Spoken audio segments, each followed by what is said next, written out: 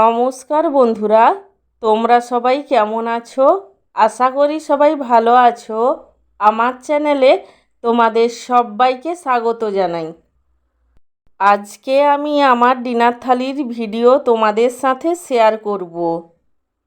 আজকে আমার ডিনার থালিতে আছে গরম গরম ফুলকো ফুলকো লুচি, তার সাথে আছে 1 পিস কালোজাম মিষ্টি, আর আছে 1 বাটি চিকেন কষা।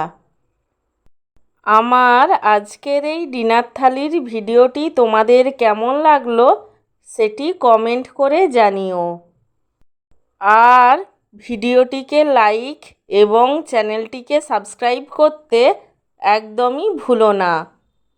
সব শেষে তোমাদের সবাইকে জানাই আমার তরফ থেকে অসংখ্য ধন্যবাদ ভিডিওটি দেখার জন্য।